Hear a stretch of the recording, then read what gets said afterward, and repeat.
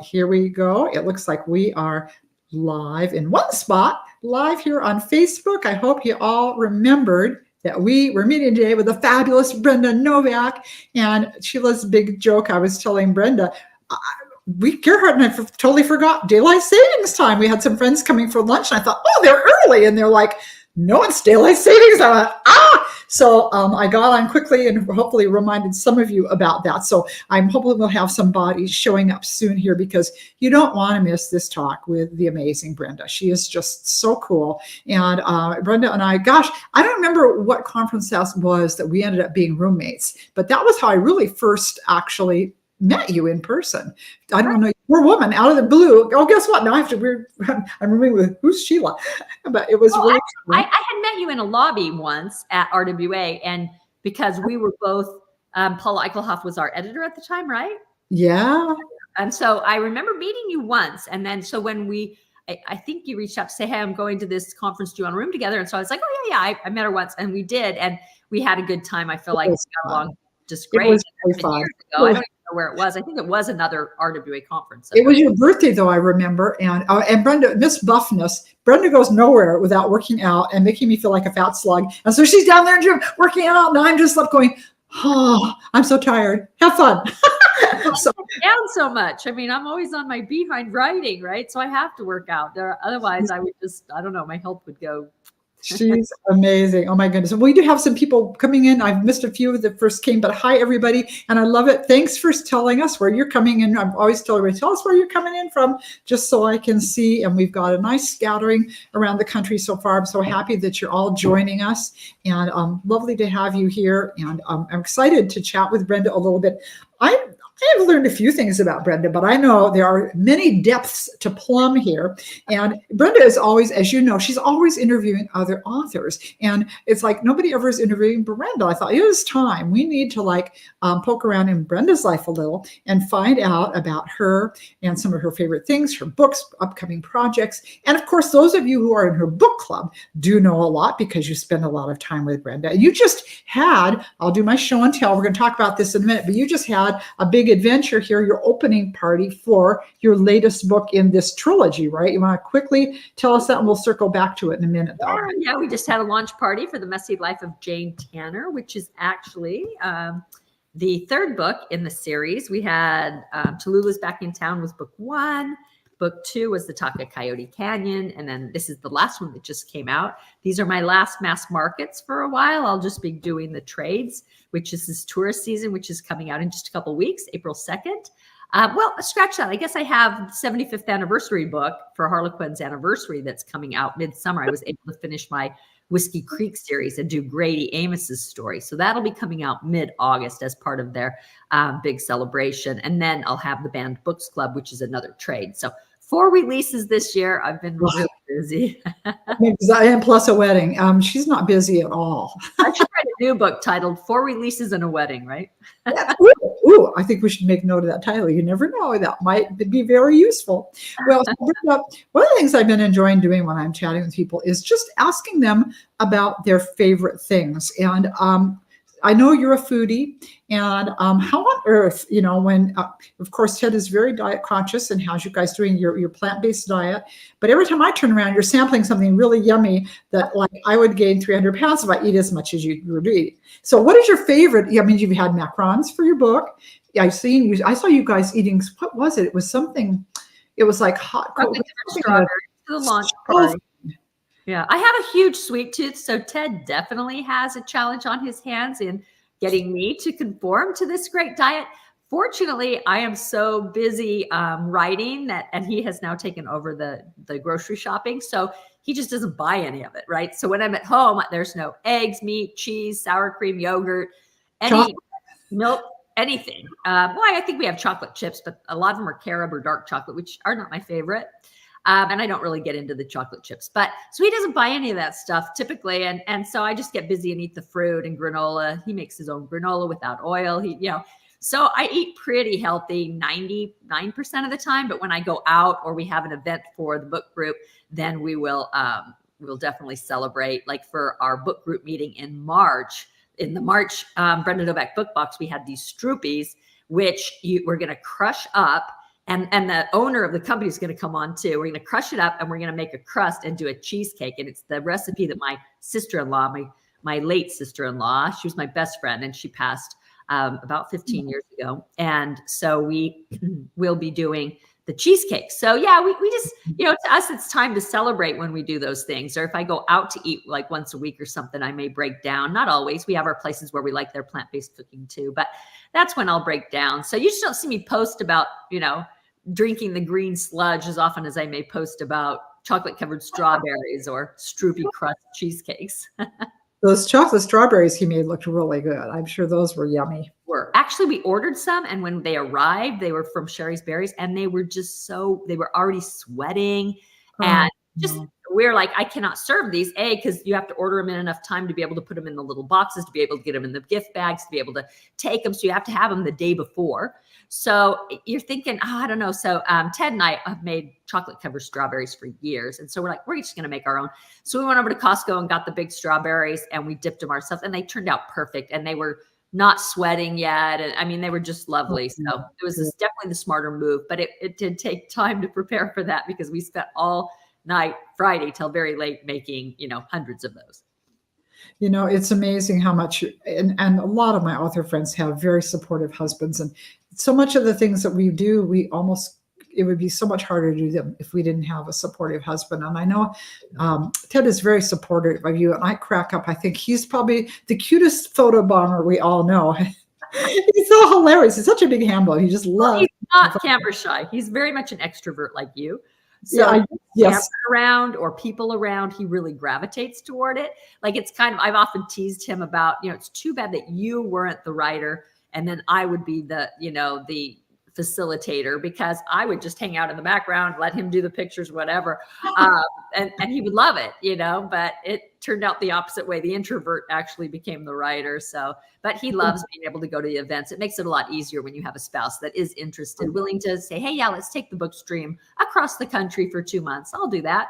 He's so fun. I remember it. He's just hilarious. And sometimes, somebody has to be the introvert to stay put long enough to write the book.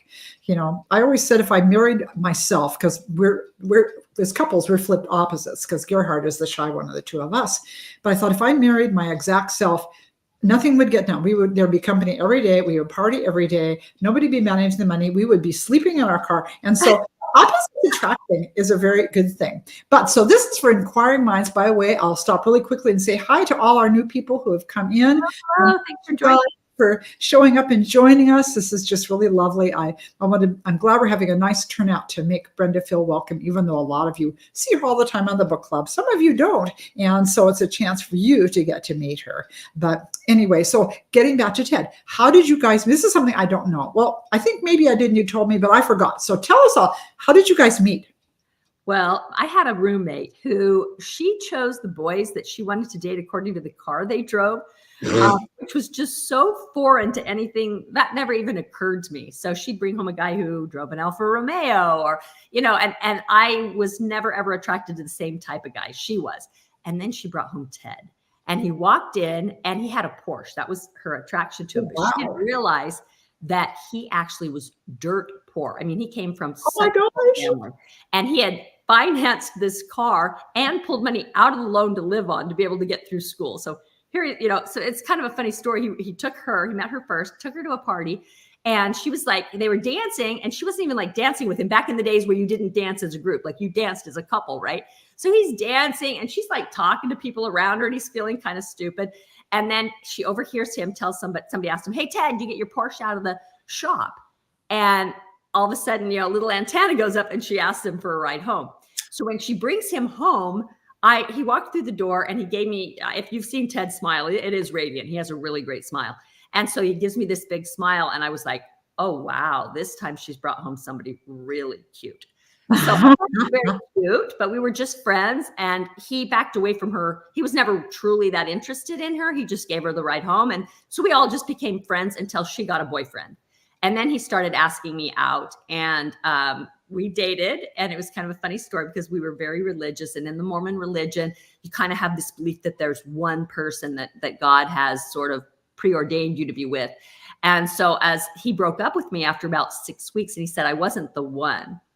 And of course, it broke my heart. And so I remember calling my mother. She said, "Oh, he'll come around." She wasn't even worried. And then I don't know how I kind of got a good attitude about it. And I would joke with his roommates. We'd study a lot in the library together. And they'd say, "Oh, Ted's got this girl coming that he used to date," and like just to needle me to see if it would worry me. And I would say, "He's going to marry me. He doesn't know it yet. He just doesn't know it, but he's going to marry me." And they would laugh and go home and tell him. And they'd all be like, "Oh, poor Brenda." So now I tease them. Regional Brenda. Yeah, she has the last laugh now. That's funny. Well, it turns out you were the one. So there you go. Yeah, Oh, that's such a cute story. I love the thing about the Porsche. And he had no money though. He had no money. And I didn't even know that till we got married. I came from a mother who was very conservative, very fiscally responsible. She paid cash or she didn't get something. Very, very, careful with her money. And then Ted, we're on our honeymoon, and Ted gets out this stack of bills and he starts paying them. And I'm like, "We're in debt?" Like, I remember being shocked. He was even paying like telephone bills. Like, to me, I didn't even know you could break those up and not pay them in full, right? And just make payments on them. Wow. So it was an eye opener, that's for sure. That is so funny. Well, my husband is a very thrifty little dude, and we had many, many, many, many lean years. But when we first got married, he was in the Army. I talk well today, the Army. And we were living over in Germany. And we went to do our first little shopping at the PX to get things for the house and groceries and things we needed. And we left with this big shopping cart full of stuff. And he was really a little depressed. He went, "I went in with $50 and I have nothing." It was like culture shock, like, "Oh, this is what married life is like. My wife's going to spend all my money." Yeah, you have to become a compromiser, that's for sure. And that is for sure. Early on, that he would be the spender and I would actually be the one that would be cautious with money. So we have those roles reversed, like you and Gary are opposites. I'm as thrifty as he is. I'm the penny pinching pear here. It's like, "Oh, you are? Oh, I thought you were saying that maybe you were." I am, because we did have so many lean years when we were first married that it's almost like it's like finance PTSD. I'm just like anything I just make sure that everything is, and I have my accounts in this, and I can only spend this. And so we're pretty careful, but we save up and then we do splurges. We like to travel. And I know you guys like to travel too, because you did your big cross country, and you didn't do that just because I want to promote books. You guys did that because you always wanted to do a big road trip, right? Wasn't that how that came about? Well, my daughter came up with the idea to renovate the vintage Airstream and turn it into a traveling bookstore. And we thought, let's add a little coffee shop to it. We'll make Ted Barista Ted, and we'll just go all over. And I don't know that the trip was quite what we were expecting as far as sightseeing. We just thought by driving through everything, we'd see it. But it was such a mad dash to get to each place because we had packed it so tightly that it did turn into be like more of a working tour where I loved seeing my readers, but I wasn't able to do. We thought, we'll go some sightseeing and we'll do some other stuff that we can then, enjoy along the way. But it took so long to get anywhere. And we drove 13,000 miles, which is the equivalent of halfway around the world. And it was tight to fit it into 2 months. It really was, to hit all those 33 stops. So it was big. It was epic. I'm so glad I did it, but now I need to do it again so I can just sightsee. Well, yeah, I was going to say that was almost the equivalent of a cruise, because when you take a cruise, and I love to cruise, they're so much fun. But when you do that, you're going to get a little sample. You hit the port and you get a sample of the country. And so you guys kind of got your little sample of everything. And now you've seen, now you can have an idea of, well, what do we want to go back to again and check out, and put on your sunglasses so nobody recognizes you, so that you actually do your, otherwise you'll get swamped. It's Brenda. But that's kind of a fun thing. So what future destinations? I know, of course, we have the destination wedding for your daughter coming up in Italy. Yeah, this is a big travel year for me. We started it off with Nicaragua because my other daughter, Megan, who has my grandchildren, she has in-laws who are from Nicaragua. Her husband was born here, but they immigrated shortly before he was born. And so they've always wanted us to go back with them. They've been married, I think 13 years now. And we always say, we're going to do it. We're going to do it. Well, they scheduled a house on the beach and they said, come on out for Christmas or shortly thereafter. So we did. And with Megan and Lexi and Vinny. And so most of the family went over. And so then we've got the big 3-week Italy tour that we're doing for Alexa's wedding. She's getting married May 8th. And then in the end of summer, I bought a package, and I didn't plan for all this all to be in 1 year, but I went to a fireman's fundraiser and I bought this Costa Rica package. And it just so happens that the deadline, you only have 2 years to use it. The deadline is the end of August. So we are literally going in August with some couple friends. And then our other best friends from college called us up and they said, we're going to India for 3.5 weeks. You definitely got to go. It's going to be amazing. And so now we're doing that in October, November. So it's going to be a really big travel year for us. And that's not normal. I mean, we travel a lot domestically, but we don't normally go out of the country like 4 times a year. How are you going to write? Are you just taking your computer everywhere with you? How are you going to write? I'm going to finish this book before I go. Hopefully, I'm working hard on that. And then as soon as I get back from Italy, I'm going to try and do my next one in 4 months. And then I go down to 2 books a year. So I'll have 6 months and that'll give me time to do the India trip. So hopefully it'll work out. We'll see. That's amazing. Well, favorite place, because you have traveled so much. What's your favorite place that you've been? Gosh, my favorite place. I would say it is Italy. I've been to Italy 3 times, or Scotland, maybe Scotland.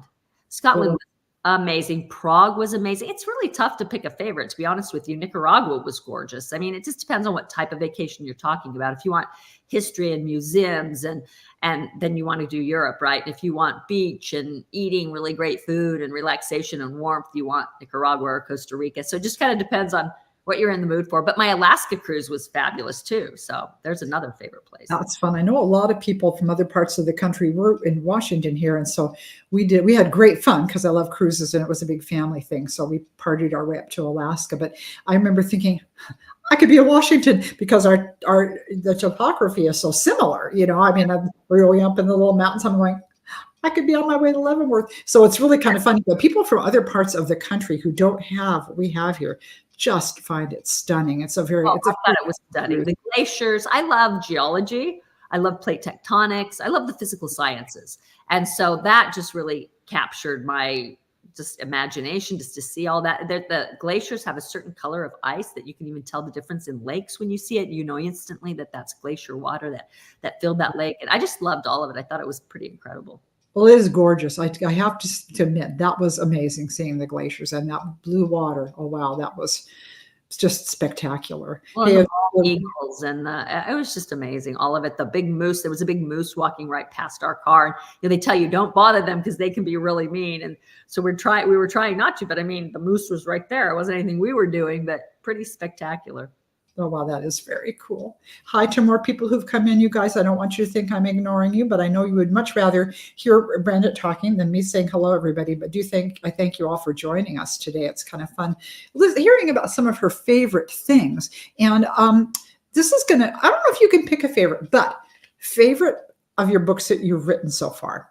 That was again, it's kind of like depends on the genre. I've written 4 different genres. I do women's fiction, I do historicals, I do suspense, and I do romance. So, but probably overarching favorite would have to be This Heart of Mine. It's part of my Whiskey Creek series. It has a character named Phoenix, and that name is significant. I just loved the conflict. I thought, and it was funny when I was thinking of this book before I had written it, I was flying to meet my publisher. And so I was on my way back to New York, and something about it it makes me choke up. It's a very tender story. So, you know, tears are rolling down my face and my poor seatmate leans over, you okay? Oh. I was so embarrassed because there was absolutely nothing wrong with me other than this little play in my head of what I was going to do in this book, you know? And I'm like, oh yeah, it's been rough because I didn't want to tell her, you know, it's nothing. It's been rough for my characters. Oh, that's funny. The fact that this heroine would be an ex-convict, but then they went to court and they seemed very happy with the book. That is very well, and we do get involved with our characters, and I think that's important because then the book really comes from your heart, you know. So I've done a little bit of crying once in a while too. I don't do too much cry type stuff in my books, but every once in a while I make myself cry. I'd rather make myself laugh though. Well, I'm going to circle back again for our latest in the 3-book trilogy. For those of you who haven't got it yet, if you like to read in order, you might want to start the first one. And I know Brenda has all 3 sitting there for show and tell, right? And I want you to tell us how you came up with the idea for the series. You know, Harlequin wanted a 3 mass market trilogy, and they wanted it to be straight romance. And I love that. I've done that so much with my Dundee series, my Whiskey Creek series, my Silver Spring series. So it was really fun to dive back into that and make them connected. I don't know exactly where I came up with the idea other than I had never written a runaway bride. And yet I love those kind of stories. because to me, I thought, I don't know if I can make it really believable. I don't write quite as idealistically as some romance writers. There's a lot of reality in my books. So I'm like, in reality, who would really do that? And how do you pull that off believably? And so when I hit upon her conflict and I started imagining what would make a woman do this in today's day and age, and I just imagined a woman who, I'm a pleaser. I don't like telling people no. I feel guilt when I tell people no. So I could see myself letting assertive people, and sometimes this does happen, people who don't know their boundaries, I shy away from them because I'm not good at putting up those boundaries. So I thought, what if it was a heroine kind of like that, where she just had a guy who was super convinced he loved her, he wanted her, they were going to be so happy, and she didn't know for sure, but she kind of let him take the lead and push her until she finally gets right to the altar, and then this panic just wells up and she thinks, I just can't do it. And she bolts. And so I could understand it in that context. And so it made it a fun book for me to write, because once I could really understand the psychology behind something like that. Very, very cool. Well, 3 books. She owns her own business in this book, and I wanted to do female-owned businesses, strong heroines who, are trying to make it. She owns a dessert diner in Talk of Coyote Canyon. She's actually trying to make it in a man's world. She's a driller. And so I really loved Ellen. She's got a great reason for why she has this big chip on her shoulder, and she's out to prove her worth and to the man who abandoned her father. So she goes into a competing drilling business with him, and she's out to show him she could do, she can do it just as good as he can. And I loved that book because of there's a character in there named Leo who is just endearing to me. And I just thought he provided a lot of comedic relief and sweetness to counterbalance her toughness. So I really liked that. And then in The Messy Life of Jane Tanner, she owns a vintage gift shop, and she's taking care of her grandfather. And so she cannot leave or won't leave because she feels this responsibility. He's got dementia and she doesn't want to take him out of his home. And he has his dog there. He has the memories of the wife that he loved for all those years. It just doesn't want to take him out of that. But yet she wants to leave, wants to get on with her life. She hasn't met anybody. She's in her mid-30s. She feels her biological clock ticking. But she feels handcuffed to this town because of her love for her grandfather who helped raise her. And so she decides to take things into her own hands and start a family on her own terms. And the title is The Messy Life of Jane Tanner. You can imagine she makes quite a mess. It's a great title. I love that title. It's all well-intentioned, but that is very cool. Well, you have got, I was just talking with Brenda before we went on air about, it just seems like there's something in the air that so many of us have books coming out this year about book clubs. So, but yours is a very interesting sounding book. I have to say, tell us a little bit about your upcoming book club book and when that releases. Okay, that comes out September 17th. It's called The Banned Books Club. And I really enjoyed writing that one. It's also motivated me to go out and buy a bunch of banned books and read them and find out what the big deal is, whether or not, I feel like it's justified in any way to try and keep these books off the shelf, or whether I want to see the value in them, why there are people fighting for them, why there are people fighting against them.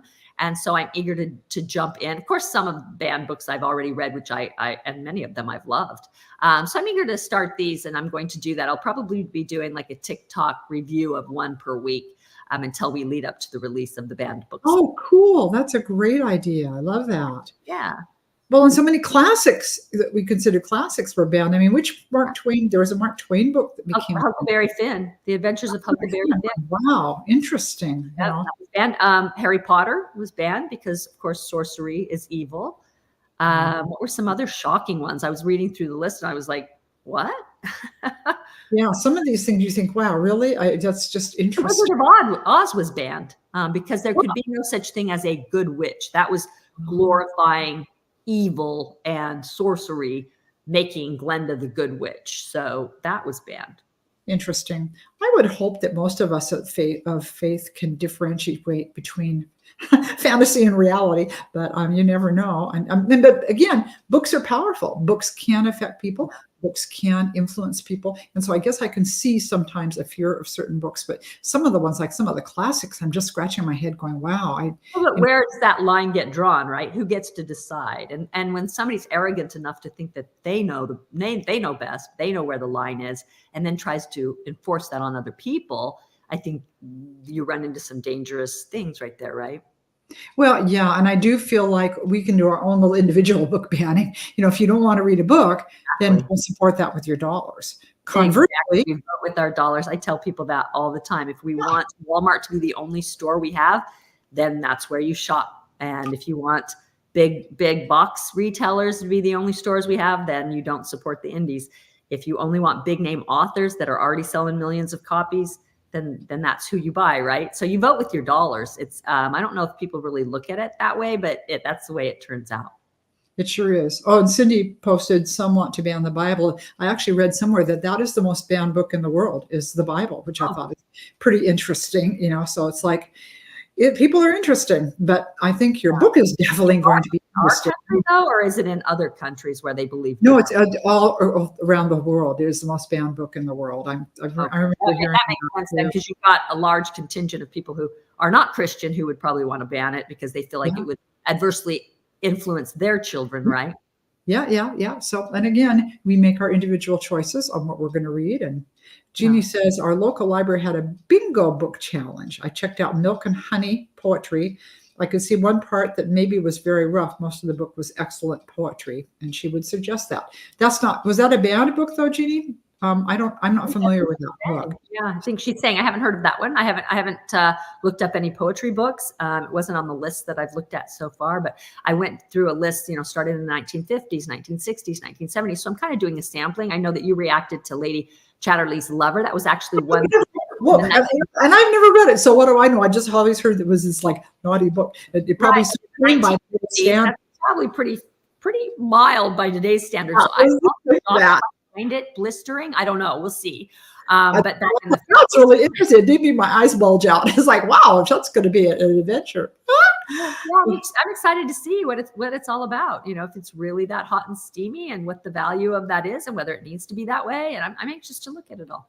Oh yeah, there were a lot. I think there was another one that people didn't. What was it? Forever Amber or something? That was a big. Oh, I love Forever Amber. I hope that was. I have to read that. I've heard about it, but I've never read the book. It's one of my favorite books. I think actually, now that you bring it up, oh my gosh, I'd forgotten that was banned. It's about a woman who was basically a courtesan. And so she was, it was a historical, it was, lovely though. Man, what a great romance that I just loved. It reminded me a lot of Gone with the Wind, in that the heroine wasn't. Glad you brought this up. I'm definitely going to get that book again and refresh my memory, because this has been 30 years since I've read it. But it was kind of like Gone with the Wind, where the heroine was imperfect, and yet you were rooting for her to get out of her own way so that she could find happiness, but she just couldn't seem to do it. And so she falls in love with this wealthy titled, it's good. You got to read it. It's amazing. I thought it was a wonderful book.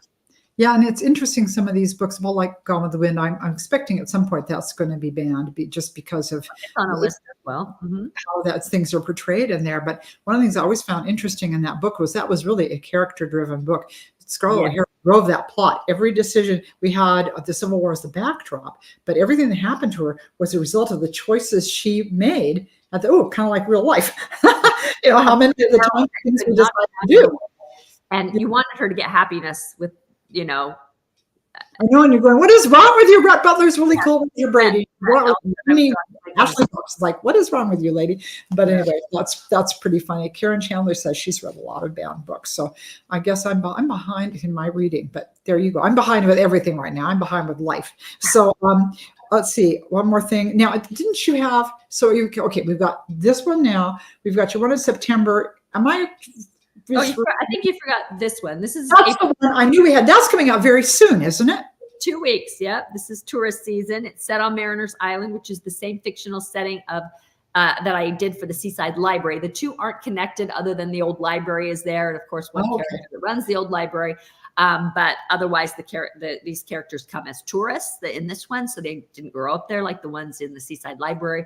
But this one has, I think, a pretty strong mystery running through, and it has almost even a little gothic feel because of the caretaker as the storm rages, who comes over to help her, and she doesn't know whether to trust him or not, and what she finds in the closet sort of sends her, makes her very nervous about her fiance, whom she was about to marry.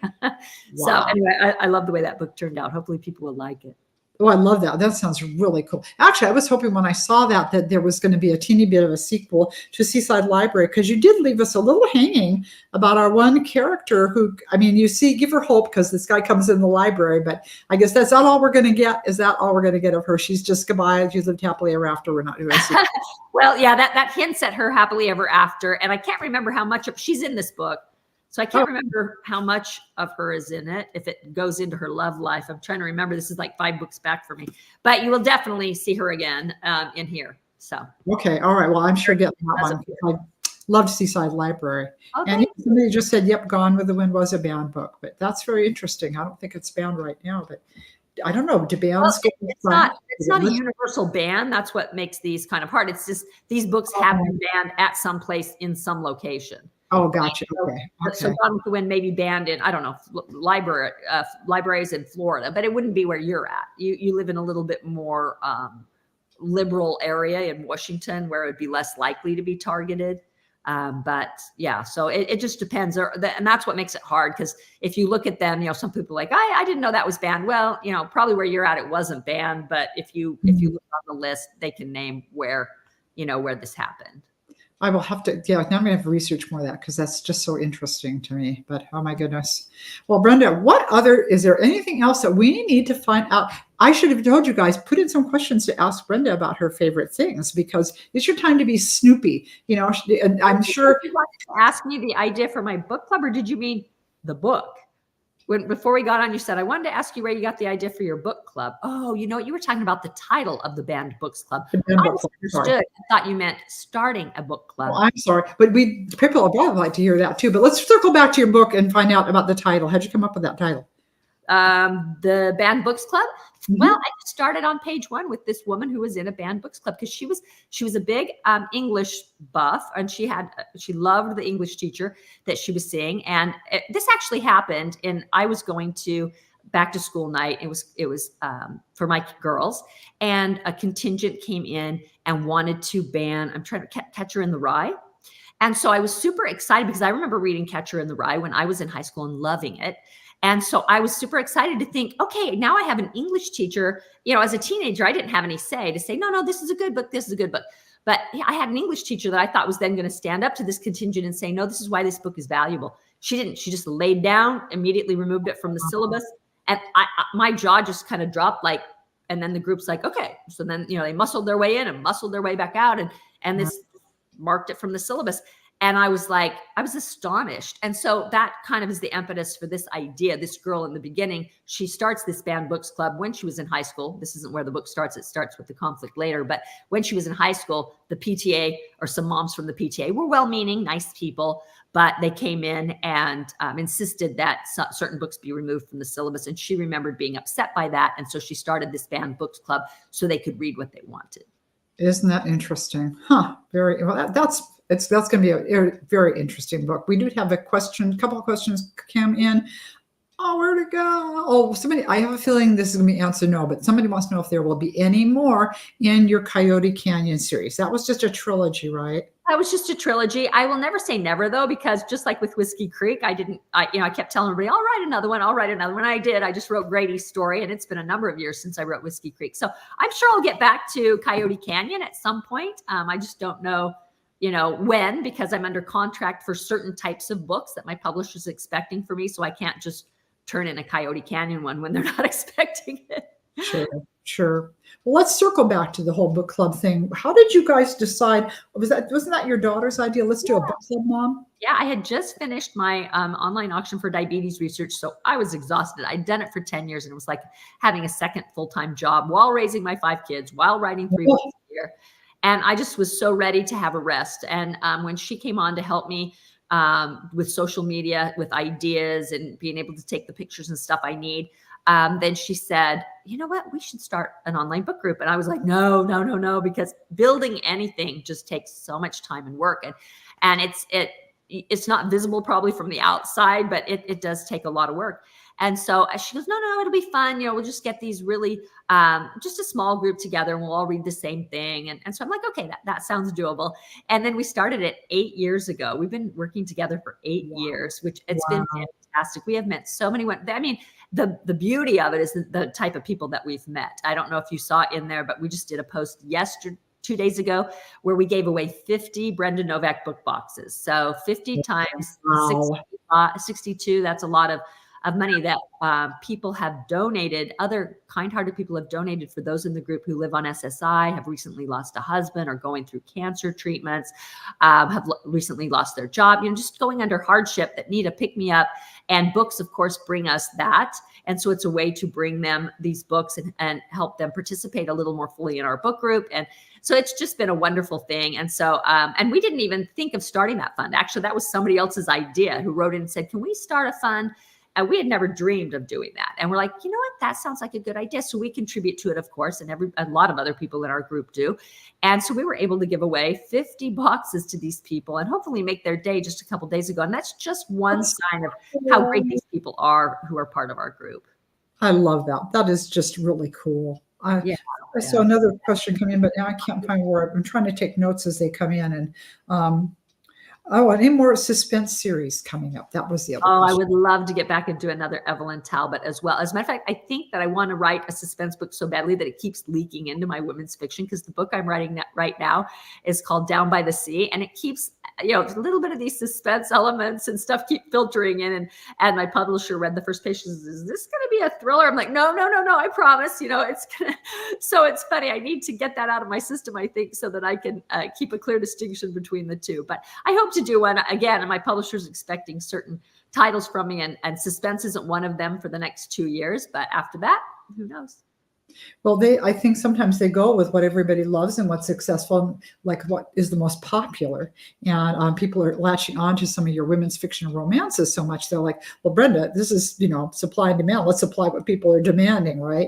So it's also, I think, what they feel good at publishing. Like, I feel like they are very on top of women's fiction and romance. And I think they can do suspense too, but their forte seems to be, with Debbie Maycomer and Rayanne Thane and you and me, and we all have this kind of women's fiction-y vibe with romantic overtones. And so I think that they feel quite comfortable in that pocket. So I think that definitely filters into the answer of, should I do a suspense book? Yes. Well, Marta wants to know, how many books have you each written? I'm over 50. I've done everything under different names. I've done Write for Hire. I've done devotionals. I've done nonfiction and fiction. And so I'm just kind of a big mishmash. But I thought, Brenda, I think you probably outstripped me. How many are you on? I'm at 80. I have 80 that not all of them are out, but in the pipeline that will be coming out this year, I'll hit 80. That is so cool. That is a lot of work and a really fun journey, though. This is actually the 25th year since I published my first book. So it's kind of a landmark year for me. Last year, it was the 25th year since I sold my first book, but then it came out, of course, a year later. So this is my 25th year since the first book came out. It was Of Noble Birth in 1999. That is just so cool. It really is. You've had such and you're still going strong, prolific career, and still everybody still wants to be with Brenda Novak or be Brenda Novak.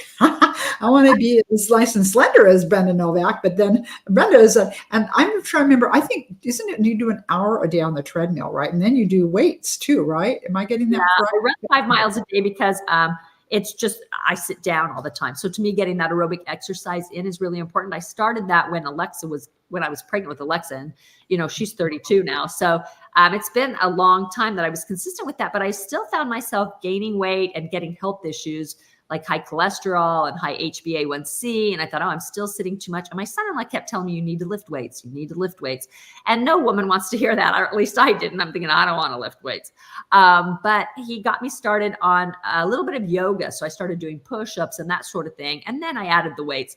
And it has made a huge difference. My HbA1c is down in normal range. My cholesterol's dropped. I don't think it's all the exercise. It's also, of course, Ted's shift to plant. Yes, I'm sure it's from this diet-based too, just behaving yourself, and I just, somebody posted about pickleball. I know you guys love to play pickleball. I'm just, and that started here in my corner of the woods on Bainbridge Island where we used to live. And I just, that game is like, that's where you go to die when you can't play tennis anymore. Why are people playing this game? And the technology, you're in the kitchen. I'm like, but I know people just love that game, and you guys are big pickleball players, right? Well, it's easier than tennis when you get older. You can't run quite that hard. Tennis is physically demanding. Pickleball is much less so, and yet you still get a workout. And who doesn't love hitting a wiffle ball with anything, right? So it's just super fun, and it just gives you a great social outlet. You meet other people. And during COVID, that's what pulled us through. My son bought us rackets, got us into it. And I remember scaling. The high school was locked up because of COVID, and it was, I don't know how high that fence was, more than 10 feet. Like, oh my gosh, you still. So my son, I'd climb up it, and he would, shove my rear end over it. We'd all break into the school and play pickleball. And the cops came around finally, and they're like, "You can't be here. You have to leave." And then they're like, "Did you know that there's pickleball courts, just down at Regional Park?" We're like, "No." We were breaking into the high school for no reason.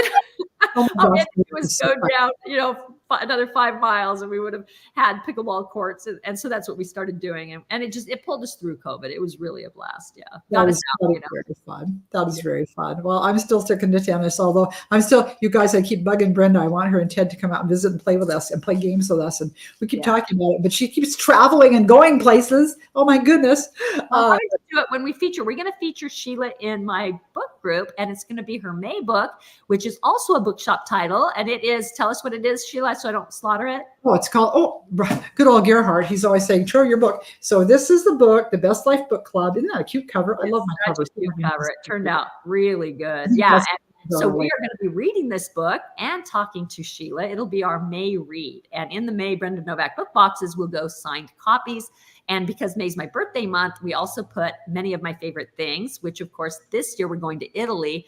So I'm going to do my favorite things from Italy. And ooh, that sounds so cool. Very, very fun. Grab your May box so that you can get a signed copy. Well, you won't want to miss that. And you won't want to miss any of Brenda's book club meetings, because those of you who are in the club know that she has got a bunch of really great writers lined up for the year. And we love Brenda. We love everything she does. And speaking of doing things and going places, she's going to be go out to dinner with the kids pretty soon. So I'm going to let her go. But I just want to say a big thank you to all of you for coming. We do appreciate it when you guys show up and hang out with us. And I really appreciate Brenda taking time out of a very busy schedule to hang out. So I always like talking to you. Sheila came down and stayed with me when she signed in my book stream for the California State Fair last year. And the California State Fair has invited us back. So we'll be hanging out there. I'll be there for 2 weeks, and maybe Sheila will come back down. Well, my big goal, someday I'm going to get Brenda up to Washington. I have big plans for May, but I have a feeling she's going to be too pooped from the wedding. It would be nice.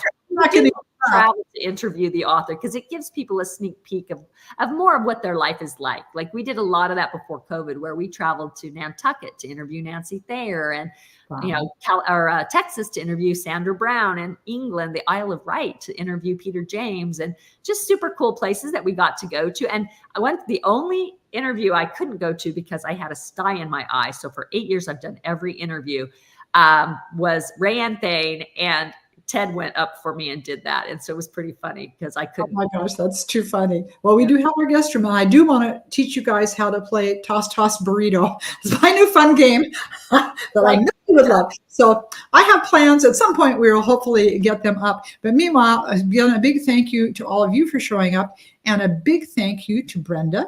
And I am going to see if I can manage my technology and end everything as I should. So goodbye, everyone. Thanks for coming. We're saying goodbye on Facebook.